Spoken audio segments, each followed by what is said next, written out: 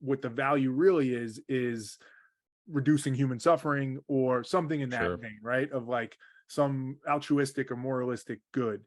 Right. Um, how do you think about that? Is there an end of the thread that is trying to make people happy, reduce suffering? You know, is there something in that vein that you think sits at the end of I it? I like very much where you're going with this, Terry.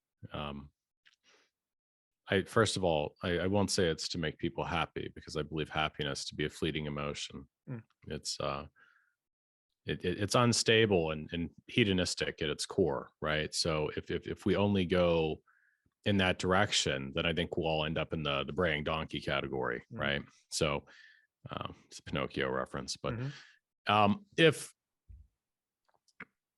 if you look at it more holistically, I really think you hit it right on the head.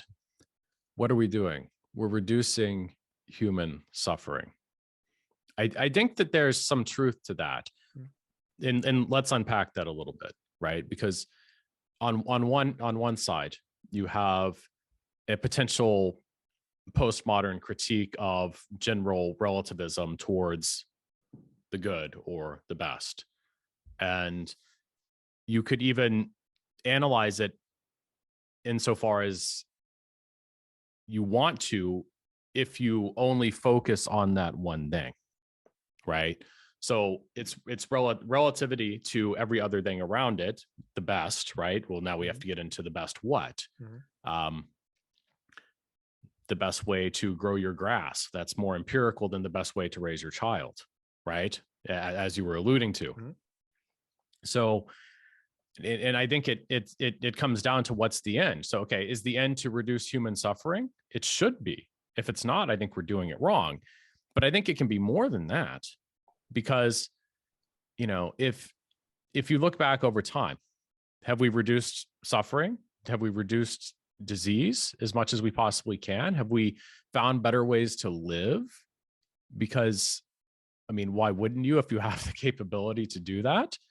Right? I mean, there are so many, and we learn so much all the time about the world that we live in. I mean, as far as I know, no one here chose to be here actively. I mean, I don't know that, but it seems to be. I mean, again, it's not an empirical topic, but if the way that I always looked at this was we're all here.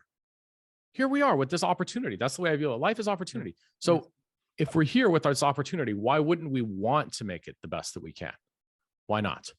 What's the underlying motivational factor for the contrary, right? And I know there's some relativistic subjectivity involved in something that you would drive into particularly, like the best way to raise your child.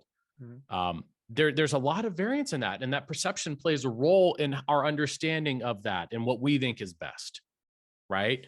And social psychology and behavioral psychology and all these other fields, innumerable fields, ultimately will tell us what we probably should be doing, but being able to take that information and translate it into actions that turn into behavior that is mm, positive or meeting that end is a completely different conversation, mm, mm.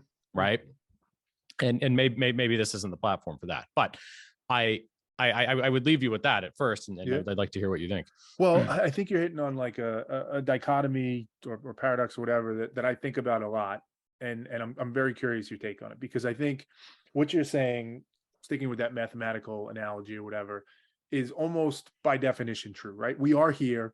We should want to have the best experience we can have, however you define that, right? Whatever that is, like we should want to thrive, grow, improve, but at the same time, because it is subjective, like the reducing human suffering is an interesting one because I think there's something in that that's maybe as close to objective as we get to say, yeah, if we can do that. But even that, you can start to probe it and say, like, well, let's take something very simple, not even getting into the social issue of it, Sure. but like a shot or a vaccine we take, it does cause suffering literally in the arm. There's pain, right? And that's a very simple, stupid example. Or we punish our kids because we think, right? So suffering, even that becomes layered and multifaceted. But even take like social media. Let's take that as an example, right? Yeah, In good some ways, example. social media is an amazing creation that connected people and has all the positives that we know and are aware of. But then there's these unintended consequences that maybe do cause suffering, right?